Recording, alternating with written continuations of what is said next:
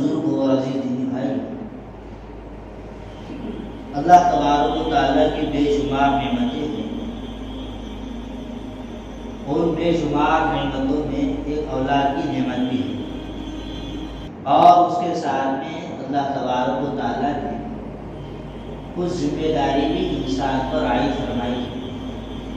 کہ ہم دیکھتے ہیں قرآن میں اللہ تبارک و تعالیٰ نے جن چیزوں کی انسان کے دل میں اہمیت زیادہ ہوتی ہے اور وہ اس کو زیادہ چاہتا ہے، اس کا دل دادا ہوتا ہے، تو اس کا تذکرہ فرمائے انما اموالکم و اولادکم، کہ مال بھی یہ محبوب ترین چیزوں میں سے ہے اور اولاد بھی محبوب ترین چیزوں میں سے ہے. دونوں چیزوں سے انسان کو محبت ہوتی ہے. اگر انسان کے پاس ان دونوں چیزوں میں سے ایک نعمت بھی کم ہو تو انسان کی زندگی عجیب ہے، ناقص ہے، اور اس کا ذہن بالکل ڈپریشن کا شکار ہو جاتا ہے. طرح طرح کے وسائل اور خیالات اس کو چاروں جوانب سے گھیر لیتے ہیں. تو دونوں بھی چیزیں انسان کی زندگی کو سکون پہنچاتی ہیں. اگر اولاد نیک ہو تو وہ ماں باپ کے آنکھوں کی ٹھنڈک بنتی ہے، اور اولاد اگر فاسق اور فاجر ہو تو ماں باپ کے لیے وہ تکلیف کا سبب اور ذریعہ بنتا ہے. تو قرآن کریم میں اللہ تبارک و تعالیٰ نے بتلایا کہ اللہ کی نعمتوں میں ایک نعمت جو ہے اولاد کی نعمت ہے. تو اولاد کی جو نعمت ہے وہ اللہ کی طرف سے ملتی ہے. اس میں کسی انسان کا کسی سبب کا کوئی دخل نہیں. ہمارا یہ نظریہ ہے کہ اولاد کا تعلق، اور ہم یہ سمجھتے ہیں کہ اولاد کا آنا یہ رہین ملت ہے رشتے ازدواج کا، اور لیکن یہ ایک نظریہ ہے اور کامل اور مکمل بات یہ ہے نہیں، ایک نظریہ ہے. اگر کوئی آدمی یہ کہے کہ اسی کی بنیاد پر اولاد دنیا میں آتی ہے تو پھر بہت سارے دنیا کے اندر جوڑے ایسے ہیں جن کے نکاح ہو چکے ہیں اور 10-10 سال 20-20 سال ان کی زندگی گزر رہی ہے، لیکن آج بھی ان کے پاس میں اولاد نہیں. اگر یہ قانون مان لیا جائے کہ رشتے ازدواج ہی کی بنیاد پر اللہ تبارک و تعالیٰ اولاد دیتے ہیں اور اسی کی وجہ سے ہوگا، تو یہ ایک نظریہ ہے. بلکہ اللہ تبارک و تعالیٰ جس کو چاہتے ہیں اولاد دیتے ہیں. یہ تو ایک سبب ہے. ہم دیکھیں قرآن کریم کی آیتوں کو اگر ہم اٹھا کر کے دیکھیں گے تو اس میں 3 باتیں ملتی ہیں. ایک بات تو یہ ہے کہ اللہ تبارک و تعالیٰ نے حضرت آدم علیہ السلام کو بغیر ماں باپ کے پیدا کیا. آپ کو بنایا مٹی کے ذریعے سے، کھنکھناتی ہوئی مٹی، مختلف قسم کی جگہوں کی مٹی کو جمع کر کے اللہ نے بنایا. اور حضرت انسان یعنی آدم علیہ السلام کے ذریعے سے اللہ تعالیٰ نے عورت کو پیدا کیا فصلی کے ذریعے سے. اب کچھ اگر عقل مند بیوقوف یہ کہے کہ فصلی کے ذریعے سے انسان کیسے پیدا ہو سکتا ہے. اب یہ سوال اگر کوئی آدمی بہت زیادہ ہوشیار ہو اور بہت زیادہ تحقیقات کرنے والا ہو اور اس کے دل و دماغ میں سوال آ جاتا ہے کہ فصلی ایک قسم کی ہڈی ہے اور اس چھوٹی ہڈی کے ذریعے سے انسان کیسا پیدا ہو گیا، تو اس کا جواب آسان لفظوں میں یہ ہے جس کو ہم سمجھ سکتے ہیں کہ ہم دیکھتے ہیں کہ ایک پانی کا قطرہ شوہر کا مادہ رحم میں ٹھہر جاتا ہے، اس پانی کے قطرے کے ذریعے سے اللہ تبارک و تعالیٰ پورے انسان کو بنا دیتے ہیں. جب پانی سے انسان بن سکتا ہے تو ہڈی سے کسی انسان کا تیار ہو جانا یا بن جانا یہ کون سی ناممکن چیز ہے؟ تو اللہ کے لیے تو کوئی چیز ناممکن نہیں. اس کے بعد میں تیسرے نمبر کو بتلایا کہ اللہ تبارک و تعالیٰ نے حضرت عیسیٰ علیہ السلام کو بغیر باپ کے پیدا کیا. یہ کیا ہے؟ یہ تمام کے تمام چیزیں 3 مثالیں ہیں جو قرآن کریم نے اور احادیث مبارکہ نے ہم کو سمجھانے کے لیے رکھے، اور اس میں بتایا کہ جو کچھ بھی اولاد ملتی ہے اللہ کی طرف سے ملتی ہے. اب قرآن میں سورہ شورى میں اللہ تبارک و تعالیٰ نے فرمایا وَيَهَبُ لِمَن يَشَاءُ إِنَاثًا. ہبا کہتے ہیں گفٹ. ہبت لکا، میں نے اس کو گفٹ دیا.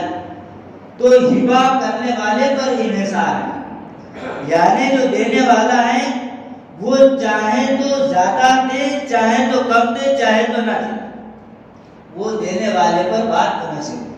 اب اگر گفٹ دینے والا، ہدیہ دینے والا اگر وہ کسی انسان کو نہ دے تو اس پر ملامت نہیں کیا جا سکتا، کیونکہ وہ اس کا انفرادی معاملہ ہے۔ اس کے دل میں آئے گا تو دے گا، اس کے دل میں نہیں آئے گا تو نہیں دے گا۔ تو یہاں پر اولاد کو تعبیر کیا قرآن نے ہدیے سے، ربنا ہب لنا من ازواجنا وذریاتنا ہب لنا، یہاں پر بھی اس کا لفظ مانا یہ ہدیہ ہے، ہدیہ ہے اللہ کی طرف سے، ہدیہ خداوندی ہے۔ ربی ہب لی من لدنک ذریۃ طیبۃ انک سمیع الدعاء، یہاں پر بھی حب کا لفظ آیا ہبہ، اس کے معنی بھی ہدیہ ہے۔ ربی ہب لی من الصالحین، حضرت ابراہیم علیہ السلام دعا کر رہے ہیں اللہ تعالیٰ مجھے نیک صالح اولاد عطا فرما، ہبہ یہ اللہ کی طرف سے ہوتا ہے۔ تو چاروں اور مختلف قسم کی آیتیں ہیں جہاں پر اللہ تبارک و تعالیٰ نے اولاد کے لیے ہبہ کا لفظ استعمال فرمایا ہے۔ تو اللہ تعالیٰ نے پہلا تذکرہ فرمایا کہ اللہ تعالیٰ جس کو چاہتے ہیں بیٹیاں دیتے ہیں اور جس کو چاہتے ہیں اللہ تعالیٰ لڑکے دیتے ہیں۔ وَيَهَبُ لِمَن يَشَاءُ الذُّكُورَ، اللہ تعالیٰ جس کو چاہتے بیٹے دیتے ہیں اور جس کو اللہ تبارک و تعالیٰ چاہتے دونوں دے دیتے ہیں، لڑکے بھی دے دیتے ہیں لڑکیاں بھی دیتے ہیں۔ اور تیسرے نمبر پر بتلایا کہ اللہ تبارک و تعالیٰ جس کو چاہتے بانج رکھ دیتے ہیں، یعنی اس کا اولاد دیتے ہی نہیں، اور اس کا علم، اس کی قدرت وہ اللہ تبارک و تعالیٰ کے پاس میں ہے۔ تو اولاد کی اللہ کی طرف سے ایک نعمت ہے۔ بہت سارے انبیاء علیہ السلام اور ہمارے اکابرین میں ایسے لوگ گزرے جو ہے جن کو بہت تاخیر سے اولاد ہوئی، جن کو ہوئی نہیں، جیسے حکیم الامت اشرف علی تھانوی رحمۃ اللہ علیہ جیسی شخصیت جن کو اس امت کا حکیم کہا گیا، لیکن اللہ تبارک و تعالیٰ کی حکمت بالغہ ہے، اللہ تعالیٰ جس کو چاہتے ہیں اولاد کی نعمت سے محروم کر دیتے ہیں۔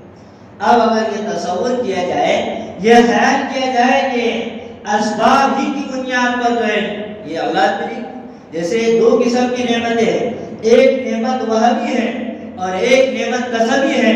کسبی نعمت کا دار و مدار انسان کی جد و جہد، انسان کی کوشش اور انسان کی محنت پر منحصر اس کا انحصار ہوتا ہے، اور ایک نعمت ہوتی ہے وہبی، اس کا انحصار وہ منحصر دنیا کی کوششوں اور کاوشوں پر نہیں ہوتی بلکہ وہ اللہ کی طرف سے ملتی ہے۔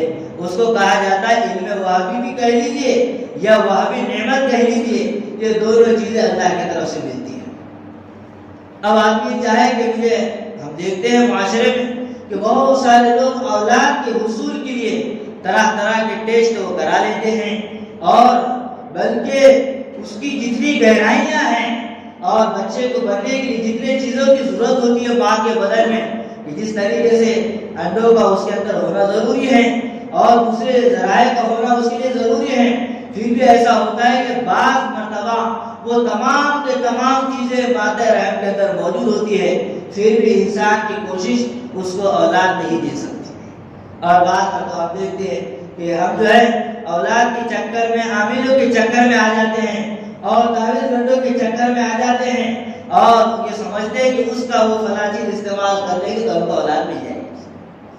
اور یہ دونوں چیزیں، مال کا تعلق بھی تعویذ پر نہیں ہے اور اولاد کا تعلق بھی تعویذ پر نہیں، دونوں بھی چیزیں۔ اگر ایسا ہوتا خدا نہ خواستہ، اگر ایسا ہوتا تو سب سے بڑا علاج کرنے والا ہی بڑا مالدار ہوتا، اس کو علاج کرانے والے سے 1000 2000 10,000 لینے کی ضرورت نہیں پڑتی۔ تو پتہ یہ چلا رزق کا تعلق وہ بھی اللہ تبارک و تعالیٰ کی ذات سے ہے۔ اب رزق کے اندر کمی کیوں آتی ہے؟ اس کی بہت ساری وجوہات ہیں، لیکن دو وجہ یہ سمجھنے کے، ایک تو اللہ تبارک و تعالیٰ رزق کو اس لیے کم کر دیتے ہیں کہ ہم دیکھتے ہیں کہ ہمارے رشتہ داریوں کے اندر جو ہم قطع رحمی کرتے ہیں، رشتہ داریوں کو توڑ دیتے ہیں، تو اس رشتہ داریوں کو توڑنے کی بنیاد پر اور ان سے الگ ہونے کی بنیاد پر، قطع تعلق کی کرنے کی بنیاد پر اللہ تبارک و تعالیٰ رزق سے محروم کر دیتے ہیں۔ ہم دیکھتے ہیں کہ رزق جو ہے آدھی راہ بڑے پریشان ہیں اور جو کاروبار کرتے ہیں اس کے اندر فیل ہوتے ہیں، تو اس کا ایک ریزن تو یہ ہے کہ قطع تعلق کی بنیاد پر، اور اس کی تصدیق حدیث مبارکہ سے ہوتی ہے۔ اللہ کے نبی صلی اللہ علیہ وسلم نے فرمایا جس کا خلاصہ یہ ہے کہ جو لوگ رشتہ داروں کے ساتھ حسن سلوک کرتے ہیں اچھے انداز میں ان کے ساتھ میں پیش آتے ہیں اور رشتہ داری کو ملاتے ہیں تو اللہ تبارک و تعالیٰ ان کو دو نعمتوں سے نوازتے ہیں، اور دونوں نعمتیں انسان کی وہ پسندیدہ ہے۔ اگر اولاد، مال، عمر، یہ تینوں چیزوں کو پکڑ لیں، تینوں چیزیں انسان کو محبوب پسندیدہ ہے، تو اللہ تبارک و تعالیٰ حسن سلوک اور رشتہ داری کو ملانے کی بنیاد پر جو نعمتیں دیتے ہیں، ایک نعمت تو یہ دیتے ہیں کہ اس کی عمر کو بڑھا دیتے ہیں۔ ہر آدمی چاہتا ہے کہ میری عمر لمبی ہو جائے۔ دوسری نعمت اللہ تبارک و تعالیٰ اس کو یہ دیتے ہیں کہ اس کے مال کے اندر اضافہ کر دیتے ہیں، اس کو بڑھا دیتے ہیں۔ تو ایک ریزن یہ ہے کہ ہم جو پریشان ہیں کاروباری لین سے، وہ اس لیے۔ دوسرا وجہ یہ ہے کہ ہم جو تنہائی کے اندر گناہ کرتے ہیں اور ہم سے جو گناہ سرزد ہو جاتے ہیں، ان گناہوں کی بنیاد پر جس کے اندر کمی ہو جاتی ہے۔ ان گناہوں کی بنیاد پر کچھ گناہ تو ظاہری ہے اور کچھ گناہ کا تعلق باطنی ہے کہ رات کی تنہائی میں آدمی گناہ کرتا ہے۔ فَظِلُّ عَلَى الْوَجْهِ، جو لوگ رات میں گناہ کرتے ہیں اور جو گناہوں کے اندر ہوتے ہیں، تو اللہ تبارک و تعالیٰ ان گناہوں کا اثر ان کے چہروں پر ظاہر کر دیتے ہیں۔ ان گناہوں کا اثر ان کے چہروں سے ظاہر ہوتا ہے، اور نیک لوگوں کی جو علامت بتلائی کہ جو اللہ کے ولی ہوتے ہیں، جو اہل اللہ ہوتے ہیں، جو اپنے آپ کو گناہوں سے بچاتے ہیں، اللہ تبارک و تعالیٰ ان کے چہروں کو چمکاتے ہیں۔ ان کے چہرے پر آپ دیکھیں گے کہ کبھی مایوسی ان کے چہرے پر نظر نہیں آئے گی، ان کے چہرے پر کبھی سیاہی اور کالا پر نظر نہیں آئے گا، بلکہ اللہ تبارک و تعالیٰ ان کے نیکیوں کی بنیاد پر ان کے چہروں پر نورانیت کو داخل کر دیتے ہیں۔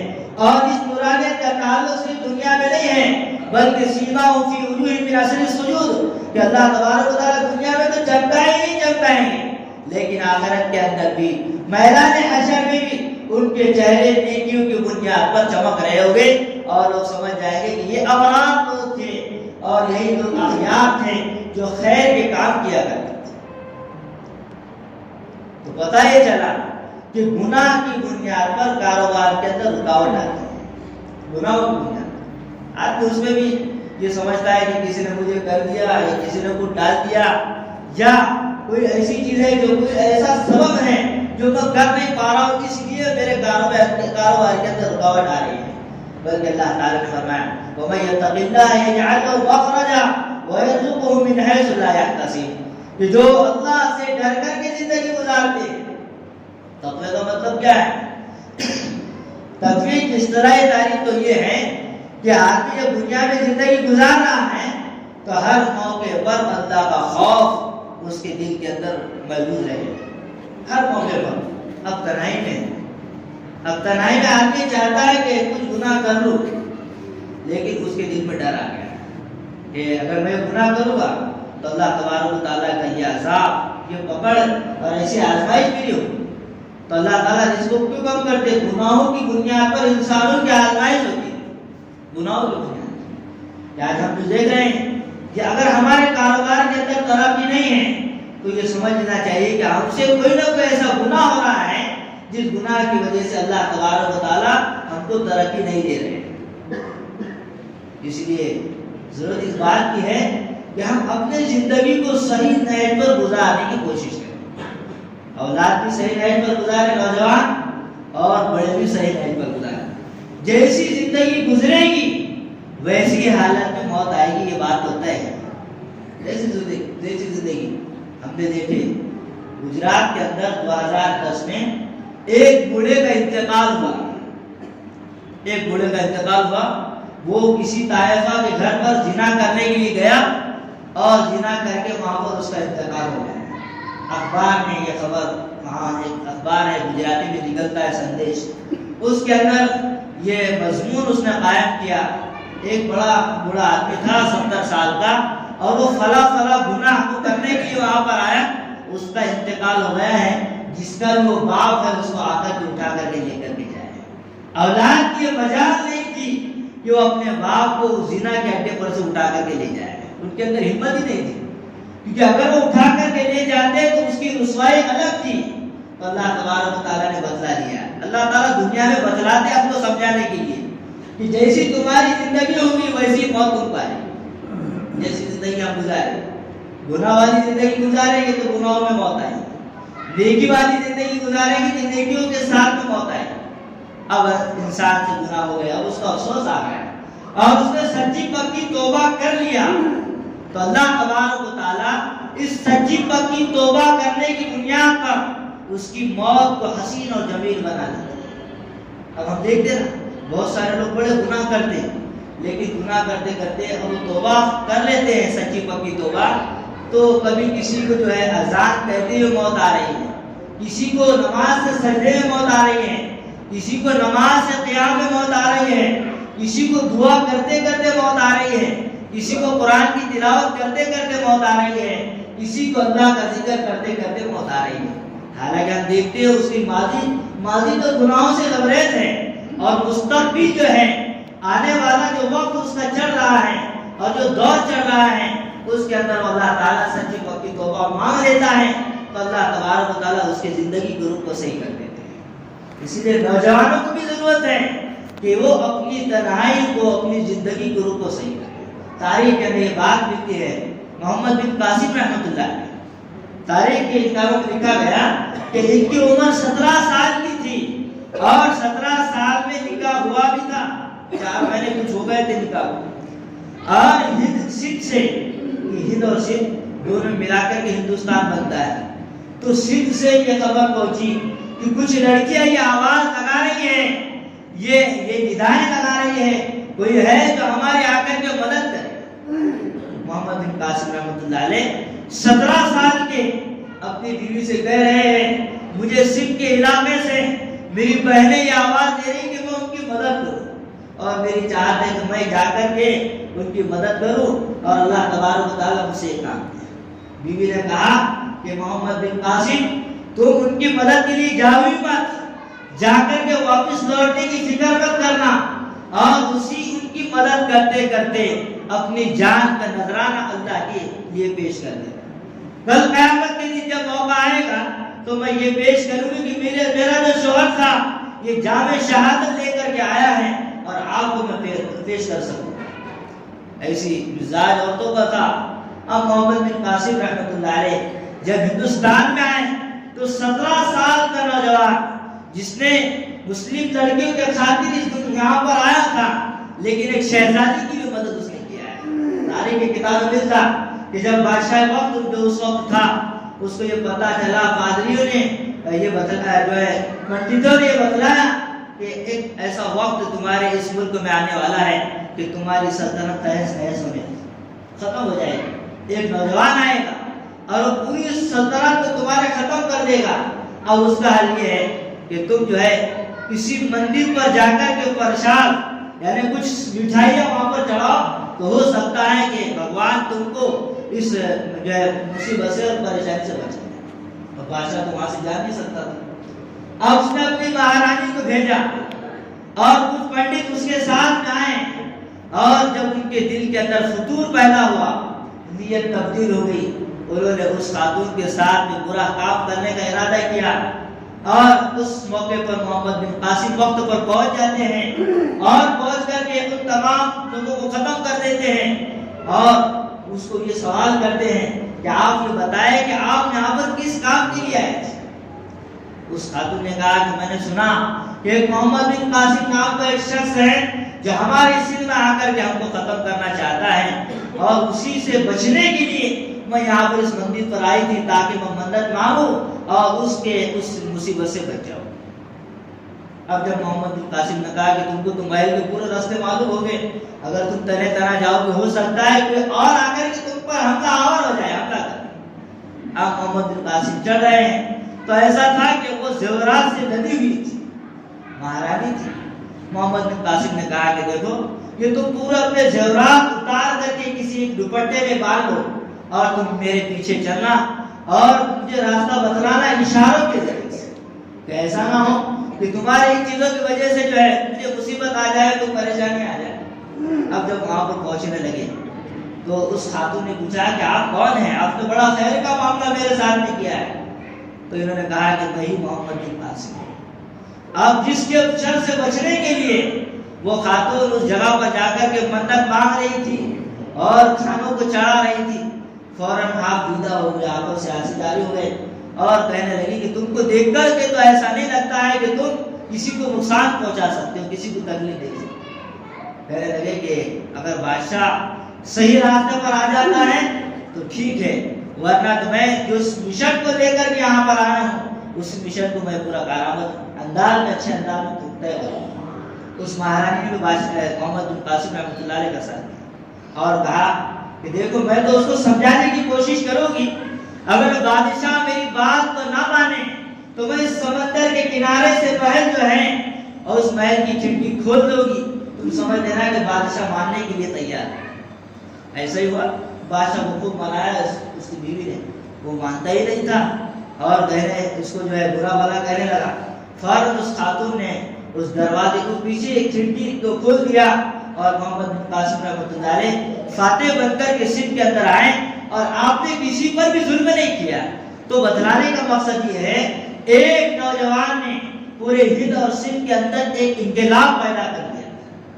تو ہمارے اہل ہند بتلاتے ہیں کہ کسی بھی چیز کو بدلنے کے لیے بہت سارے افراد اور کثرت کی ضرورت نہیں ہے، بلکہ ایک ہی نوجوان اس کو تاریخ کو بدلنے کے لیے اور مستقبل کو بدلنے کے لیے اور انقلاب پیدا کرنے کے لیے کافی ہے۔ بس نوجوان اپنی زندگی کو صحیح رخ پر لانے، صحیح رخ پر لانے اور اپنے حوصلوں کو بلند کریں، اپنے عزائم کو اونچا رکھیں۔ تو جس طریقے سے ماضی کے اندر ایک ایک فرد نے اور ایک ایک فرد سے اللہ تبارک و تعالیٰ نے بڑے بڑے کاموں کو دیا ہے، ہمارے نوجوانوں سے بھی اللہ تبارک و تعالیٰ ویسے کام کو دیا ہے۔ اور اگر یہ بگڑ جائے تو پھر چاہے مسلمان، چاہے جو ہے لوگ بڑے عروج اور بڑے اونچے مقام پر ہو، لیکن نوجوانوں کا بگڑنا ان کے تمام منازل کو اٹھا دیتا ہے، گرا کر کے رکھ دیتا ہے۔ اس لیے تینوں لوگوں کو ذہن میں رکھنا ضروری ہے۔ اولاد اللہ تبارک و تعالیٰ کی نعمت ہے اور اولاد کی صحیح فکر کریں اور اپنی موت کو یاد رکھیں اور یہ بات ذہن میں رکھیں کہ جس طریقے سے ہم زندگی گزاریں گے اسی حالت میں موت آنا ہے۔ اور نوجوان اپنی زندگی کو صحیح کر لے، یقیناً جو مددیں نصرتیں ماضی کے اندر ہوئی ہے اللہ تبارک و تعالیٰ ہمارے ساتھ ہی مددیں اتارے گی۔ اللہ تعالیٰ تمام